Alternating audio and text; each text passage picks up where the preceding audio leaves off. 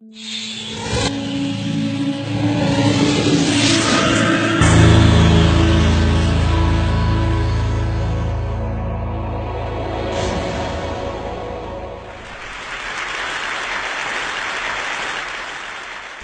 do you explain when things don't go as we assume? Or better, how do you explain when others are able to achieve things that seem to defy all of the assumptions? For example, why is Apple so innovative? Year after year after year after year, they're more innovative than all their competition. And yet, they're just a computer company. They're just like everyone else. They have the same access to the same talent, the same agencies, the same consultants, the same media. Then why is it that they seem to have something different? Why is it that Martin Luther King led the civil rights movement? He wasn't the only man who suffered in a pre-civil rights America, and he certainly wasn't the only great orator of the day. Why him?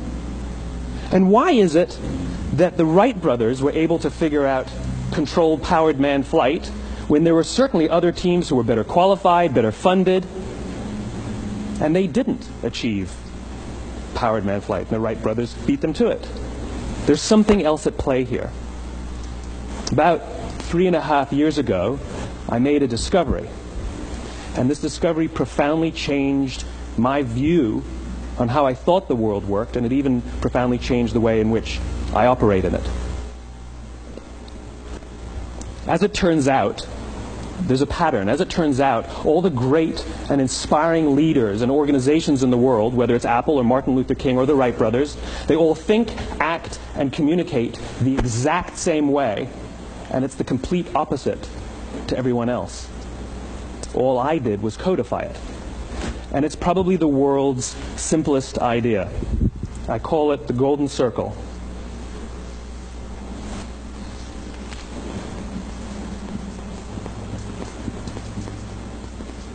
Why, how, what? This little idea explains why some organizations and some leaders are able to inspire where others aren't. Let me define the terms really quickly. Every single person, every single organization on the planet knows what they do 100%. Some know how they do it, whether you call it your differentiating value proposition or your proprietary process or your USP. But very, very few people or organizations know why they do what they do. And by why, I don't mean to make a profit. That's a result. It's always a result. By why, I mean what's your purpose? What's your cause? What's your belief? Why does your organization exist? Why do you get out of bed in the morning?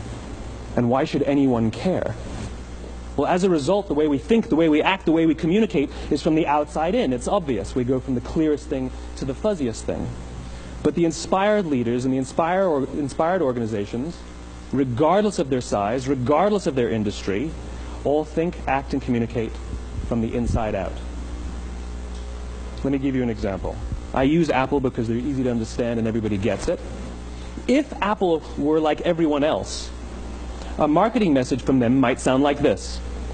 We make great computers. They're beautifully designed, simple to use, and user-friendly. Want to buy one? Meh. And that's how most of us communicate. That's how most marketing is done, that's how most sales is done, and that's how most of us communicate interpersonally. We say what we do, we say how we're different or how we're better, and we expect some sort of behavior, a purchase, a vote, something like that. Here's our new law firm. We have the best lawyers with the biggest clients. We have, we always perform for our clients, do business with us. Here's our new car. It gets great gas mileage. It has, leather seats. Buy our car. But it's uninspiring. Here's how Apple actually communicates. Everything we do, we believe in challenging the status quo. We believe in thinking differently. The way we challenge the status quo is by making our products beautifully designed, simple to use, and user-friendly. We just happen to make great computers. Want to buy one? Totally different, right? You're ready to buy a computer from me. All I did was reverse the order of the information. What it proves to us is that people don't buy what you do, people buy why you do it. People don't buy what you do, they buy why you do it. This explains why every single person in this room is perfectly comfortable buying a computer from Apple. But we're also perfectly comfortable buying an MP3 player from Apple, or a phone from Apple, or a DVR from Apple. But as I said before, Apple's just a computer company. There's nothing that distinguishes them structurally from any of their competitors. Their competitors are all equally qualified to make all of these products. In fact, they tried. A few years ago, Gateway came out with flat-screen TVs. They're eminently qualified to make flat-screen TVs. They've been making flat-screen monitors for years. Nobody bought one. And Dell came out with MP3 players and PDAs. And they make great quality products, and they can make perfectly well-designed products, and nobody bought one. In fact, talking about it now, we can't even imagine buying an MP3 player from Dell. Why would you buy an MP3 player from a computer company? But we do it every day. People don't buy what you do, they buy why you do it. The goal is not to do business with everybody who needs what you have. The goal is to do business with people who believe what you believe. Here's the best part. None of what I'm telling you is my opinion. It's all grounded in the tenets of biology, not psychology, biology. If you look at a cross-section of the human brain, looking from the top down, what you see is the human brain is actually broken into three major components that correlate perfectly with the golden circle. Our newest brain, our Homo sapien brain, our neocortex, corresponds with the what level. The neocortex is responsible for all of our rational and analytical thought and language. The middle two sections make up our limbic brains, and our limbic brains are responsible for all of our feelings, like trust and loyalty. It's also responsible for all human behavior, all decision-making, and it has no capacity for language. In other words, when we communicate from the outside in, yes, people can understand vast amounts of complicated information like features and benefits and facts and figures. It just doesn't drive behavior. When we communicate from the inside out, we're talking directly to the part of the brain that controls behavior, and then we allow people to rationalize it with the tangible things we say and do. This is where gut decisions come from. You know, sometimes you can give somebody all the facts and your figures, and they say, I know what all the facts and details say, but it just doesn't feel right. Why would we use that verb? It doesn't feel right. Because the part of the brain that controls decision-making doesn't control language. And the best we can muster up is, I don't know, it just doesn't feel right. Or sometimes you say you're leading with your heart, or you're leading with your soul. Well, I hate to break it to you, those aren't other body parts controlling your behavior. It's all happening here in your limbic brain, the part of the brain that controls decision-making and not language. But if you don't know why you do what you do, and people respond to why you do what you do, then how will you ever get people to vote for you or buy something from you, or more importantly, be loyal and want to be a part of what it is that you do? Again, the goal is not just to sell people who need what you have. The goal is to sell to people who believe what you believe. The goal is not just to hire people who need a job. It's to hire people who believe what you believe. I always say that, you know, there's, if you hire people just because they can do a job, they'll work for your money. But if you hire people who believe what you believe, they work for you with blood and sweat and tears. And nowhere else is there a better example of this than with the Wright brothers. Most people don't know about Samuel Pierpont Langley. And back in the early 20th century, the pursuit of powered man flight was like the dot-com of the day. Everybody was trying it. And Samuel Pierpont Langley had what we assume to be the recipe for success. I mean, even now, you ask people, why did your product or why did your company fail? And people always give you the same permutation of the same three things. Undercapitalized, the wrong people, bad market conditions. It's always the same three things. So let's explore that. Samuel Pierpont Langley was given $50,000 by the War Department to figure out this flying machine. Money was no problem. He held a seat at Harvard and worked at the Smithsonian and was extremely well connected. He knew all the big minds of the day. He hired the best minds money could find, and the market conditions were fantastic. The New York Times followed him around everywhere, and everyone was rooting for Langley. And how come we've never heard of Samuel Pierpont Langley? A few hundred miles away in Dayton, Ohio, Orville and Wilbur Wright. They had none of what we consider to be the recipe for success. They had no money. They paid for their dream with the proceeds from their bicycle shop. Not a single person on the Wright brothers' team had a college education, not even Orville or Wilbur. And the New York Times followed them around nowhere. The difference was Orville and Wilbur were driven by a cause, by a purpose, by a belief. They believed that if they could figure out this flying machine, it'll change the course of the world. Samuel Pierpont Langley was different. He wanted to be rich, and he wanted to be famous. He was in pursuit of the result. He was in pursuit of the riches. And lo and behold, look what happened. The people who believed in the Wright brothers' dream worked with them with blood and sweat and tears. The others just worked for the paycheck. And they tell stories of how every time the Wright brothers went out, they would have to take 5 sets of parts because that's how many times they would crash before they came in for supper. And eventually, on December 17th, 1903, the Wright brothers took flight. And no one was there to even experience it. We found out about it a few days later.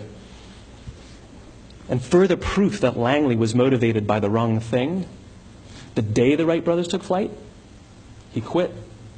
He could have said, "That's an amazing discovery, guys, and I will improve upon your technology." But he didn't. He wasn't first. He didn't get rich. He didn't get famous. So he quit. People don't buy what you do, they buy why you do it. And if you talk about what you believe, you will attract those who believe what you believe. Well, why is it important to attract those who believe what you believe? Something called the law of diffusion of innovation. And if you don't know the law, you definitely know the terminology. The first 2.5% of our population are our innovators. The next 13.5% of our population are our early adopters. The next 34% are your early majority, your late majority, and your laggards. The only reason these people buy touch-tone phones is because you can't buy rotary phones anymore. We all sit at various places at various times on the scale, but what the law of diffusion of innovation tells us is that if you want mass market success or mass market acceptance of an idea, you cannot have it until you achieve this tipping point between 15 and 18% market penetration, and then the system tips. And I love asking businesses, what's your conversion on new business? And they love to tell you, oh, it's about 10%, proudly. Well, you can trip over 10% of the customers. We all have about 10% who just get it. That's how we describe them, right? That's like that gut feeling, oh, they just get it. The problem is, how do you find the ones that just get it before you're doing business with them versus the ones who don't get it? So it's this here, this little gap, that you have to close, as Geoffrey Moore calls it, crossing the chasm. Because you see, the early majority will not try something until someone else has tried it first. And these guys, the innovators and the early adopters, they're comfortable making those gut decisions. They're more comfortable making those intuitive decisions that are driven by what they believe about the world, and not just what product is available. These are the people who stood online for 6 hours to buy an iPhone when they first came out, when you could have just walked into the store the next week and bought one off the shelf. These are the people who spent $40,000 on flat-screen TVs when they first came out, even though the technology was substandard. And by the way, they didn't do it because the technology was so great. They did it for themselves. It's because they wanted to be first. People don't buy what you do, they buy why you do it. And what you do simply proves what you believe. In fact, people will do the things that prove what they believe. The reason that person bought the iPhone in the first 6 hours, or stood in line for 6 hours, was because of what they believed about the world and how they wanted everybody to see them. They were first. People don't buy what you do, they buy why you do it. So let me give you a famous example, a famous failure and a famous success of the law of diffusion of innovation. First, the famous failure. It's a commercial example. As we said before a second ago, the recipe for success is money and the right people and the right marketing conditions, right? You should have success then. Look at TiVo. From the time TiVo came out about 8 or 9 years ago to this current day, they are the single highest quality product on the market. Hands down, there is no dispute. They were extremely well funded. Market conditions were fantastic. I mean, we use TiVo as a verb. I TiVo stuff on my piece of junk Time Warner DVR all the time. But TiVo is a commercial failure. They've never made money. And when they went IPO, their stock was at about $30 or $40 and then plummeted, and it's never traded above 10. In fact, I don't think it's even traded above 6, except for a couple of little spikes. Because you see, when TiVo launched their product, they told us all what they had. They said, we have a product that pauses live TV, skips commercials, rewinds live TV, and memorizes your viewing habits without you even asking. And the cynical majority said, we don't believe you, we don't need it, we don't like it, you're scaring us. What if they had said, if you're the kind of person who likes to have total control over every aspect of your life, boy, do we have a product for you. It pauses live TV, skips commercials, memorizes your viewing habits, etc., etc. People don't buy what you do, they buy why you do it, and what you do simply serves as the proof of what you believe. Now let me give you a successful example of the law of diffusion of innovation. In the summer of 1963, 250,000 people showed up on the Mall in Washington to hear Dr. King speak. They sent out no invitations, and there was no website to check the date. How do you do that? Well, Dr. King wasn't the only man in America who was a great orator. He wasn't the only man in America who suffered in a pre-civil rights America. In fact, some of his ideas were bad. But he had a gift. He didn't go around telling people what needed to change in America. He went around and told people what he believed. I believe, I believe, I believe, he told people. And people who believed what he believed took his cause and they made it their own, and they told people. And some of those people created structures to get the word out to even more people.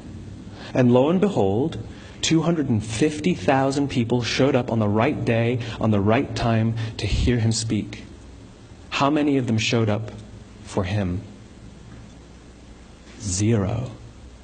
They showed up for themselves. It's what they believed about America that got them to travel on a bus for 8 hours to stand in the sun in Washington in the middle of August. It's what they believed, and it wasn't about black versus white. 25% of the audience was white. Dr. King believed that there are two types of laws in this world, those that are made by a higher authority and those that are made by man. And not until all the laws that are made by man are consistent with the laws that are made by the higher authority will we live in a just world. It just so happens that the civil rights movement was the perfect thing to help him bring his cause to life.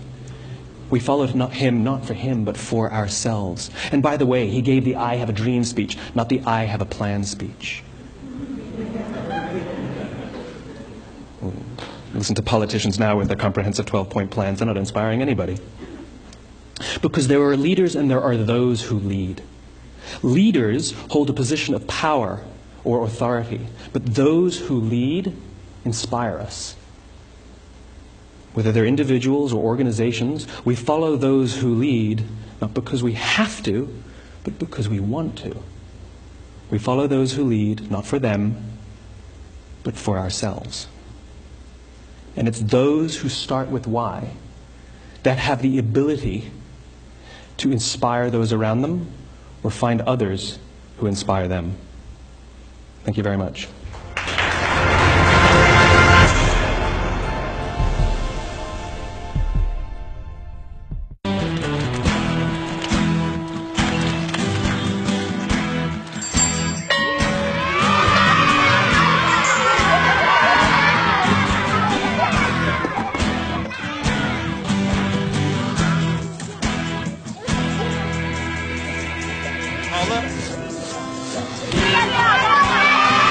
Sharing. That's video on the Human Network. Cisco, welcome to the Human Network.